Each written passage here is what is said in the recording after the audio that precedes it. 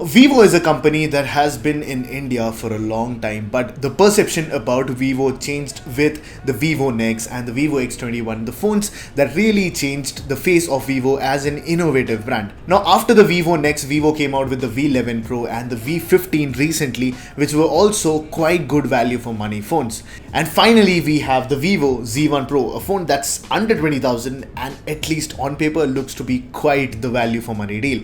But is it really worth it in everyday use? Well, let's find out. So hey, this is Sreehari from Mr. Phone and this is a full review of the Vivo Z1 Pro.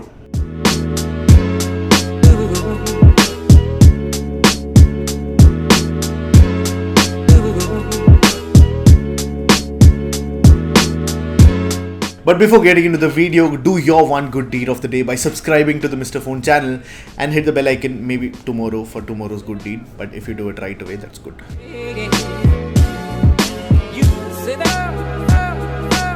The Z1 Pro is a typical Vivo phone when it comes to design.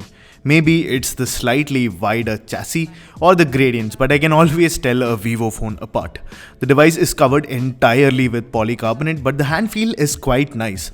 It's big though, and that is both a good and a bad thing depending on the person who's using it. And I'm not talking about different people.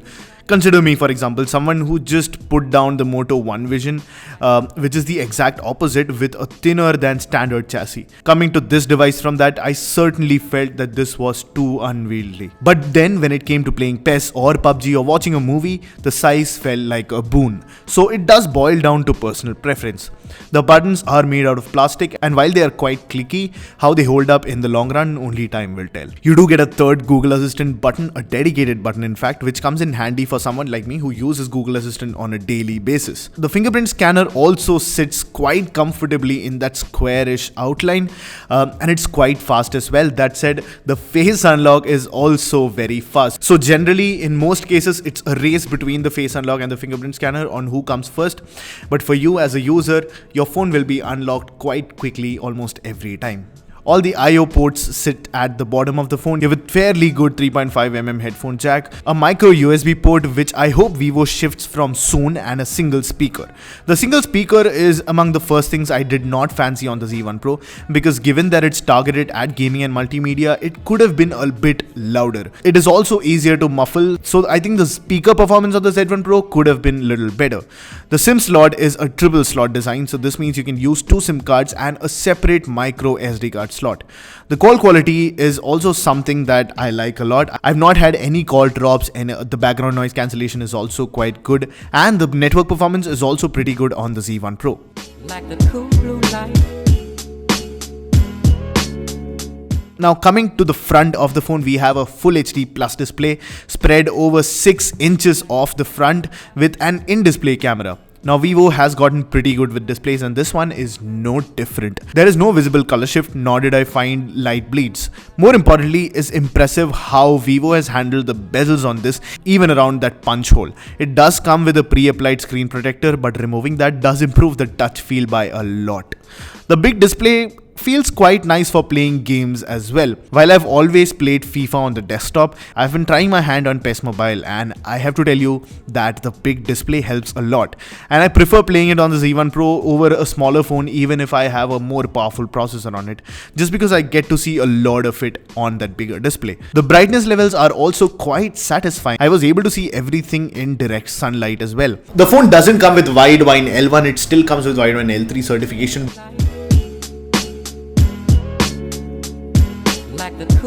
Now coming to performance, the Z1 Pro comes with a Snapdragon 712 chipset. This is a slightly tweaked version of 710. Now on paper, 712 just has higher clocked cores. That said, it did result in some impressive benchmarks, because where the 7110 had only a 150k on Antutu, the Z1 Pro scored a 180,000, which is also higher than the 675. And also based on purely benchmark scores, it is the second most powerful phone under 20,000 after the Poco F1 of course. The Geekbench and 3D Mark scores tell a similar story. Also, if you are like me and don't give much importance to benchmarks, then let me tell you that the gaming performance on the device is also absolutely phenomenal. Everyday use was quite fun. The 712 does fly through casual use. The phone also didn't run too hot, which is good considering all that power inside. All in all, I think the Z1 Pro is quite the gaming phone for this price.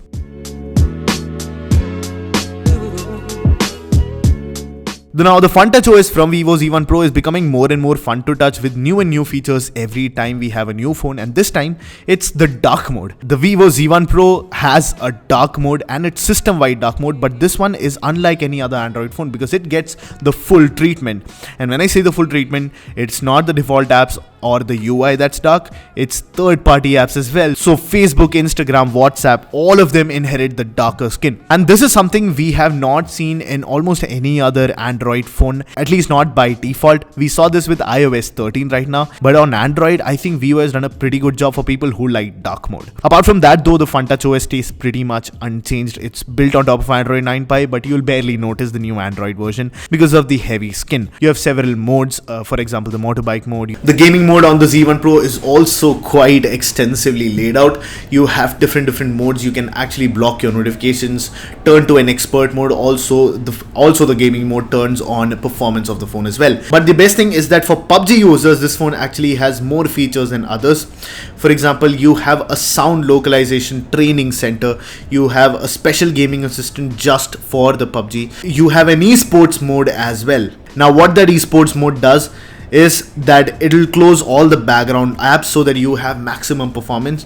It'll also optimize the processor specifically to perform for PUBG. It has touchscreen optimization as well so that it is more sensitive to your touches, and you also have smart temperature rising strategy, so it'll also control the temperature of the phone so that it doesn't get too hot and throttle. So you also get 4D game vibration for PUBG. So of course, for PUBG users, you have some special features, but you do get an extensive game mode in the Z1 Pro regardless of the game that you're playing. Another thing I noticed with the software is not necessarily about the performance, was the gesture for the recent apps. So the gesture is you have to swipe up from the bottom and hold. For the recent apps to come, the time was actually quite a bit. The duration between me holding it and the apps coming on screen was quite long, and I think it was longer than other Vivo phones that I've used, so probably it's a bug that's there. Let's hope that Vivo fixes it soon. I'm pretty sure it's a software bug that they can fix soon, but it is there on my unit. Also, coming to the stock apps inside the Vivo Z1 Pro, I think Vivo has a few stock apps that are quite useful that not many people know about. For example, the Notes app actually lets you encrypt your notes. You can also record audio. You can edit text with different size fonts, bold, italic, underline. You can do a lot of editing and customization to the font as well, because Notes apps are generally quite minimal, and Vivo has actually been providing a lot of things. You can also create a widget of a note and keep it on the home screen as well. That's quite interesting.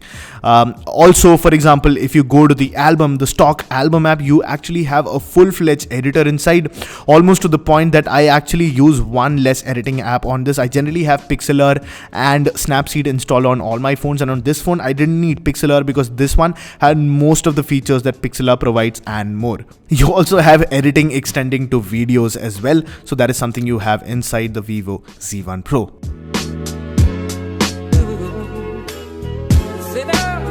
The Z1 Pro comes with a triple camera setup at the back, which includes a 16 megapixel standard lens, an 8 megapixel ultra wide lens, and a 2 megapixel depth sensor. The front camera is a 32 megapixel sensor as well. Now, talking about the image quality out of the Vivo Z1 Pro, the first impressive thing is the highlight control, something that a lot of other sensors and other smartphone cameras struggle with. But this one has managed to keep that under control. The details aren't necessarily mind-blowing, also considering that you do get a few 48 megapixel sensors in this price range. Details are something that could have been better. That said, the color reproduction is quite pleasant, and there isn't unnecessary over sharpening in the picture either. Taking pictures with it is also quite quick, the shutter is fast, and the camera app has become mature over time. Now, the 32 megapixel selfie camera clicks quite good looking selfies in daylight. There are a few other phones that might click better selfies if you look at low light and daylight as well, but the fact that Vivo provides so much control on the beauty mode on the front, which means it's not just about skin smoothening, but about changing your jawline and doing different things to your face. If you are into that kind of thing, then the Vivo Z1 Pro does provide a unique proposition. Coming to video, the phone does support 4K footage, so it shoots 4K at 30 fps, it shoots 1080p at 30 fps and 60 fps as well. So if you want to shoot at 60 fps, then you have to limit to 1080p, but if you want to do only 30 fps, then you can actually shoot 4K out of the Vivo Z1 Pro. Now, of course, this is a brief about the camera, but if you want to know in detail what the camera looks like and how it stands against the competitors, then please go ahead and check out our camera comparison, which is dropping very soon between the Redmi Note 7 Pro, the Realme 3 Pro and the Vivo Z1 Pro. And in that video, you'll get much better perspective on what the cameras of the Z1 Pro are like.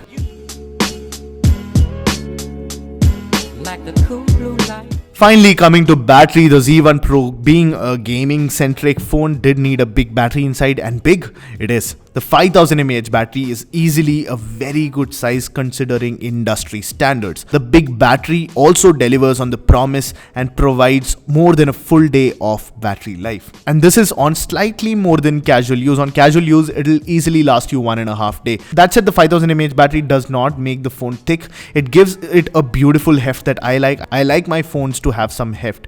I don't like light phones a lot. That is why I like the Vivo Z1 Pro's weight that comes with that 5000 mAh battery. Also, you get Vivo's dual engine fast charging with the Z1 Pro. So you get 18 watt fast charging with the Z1 Pro that tops up that 5000 mAh battery in about 2 hours. Now 2 hours does feel like slightly longer than others with fast charging, but also consider that this is a 5000 mAh battery. So finally, is the Vivo Z1 Pro worth the price? Well, I think it is. Under 20,000, the Vivo Z1 Pro is probably one of the best phones available in the market.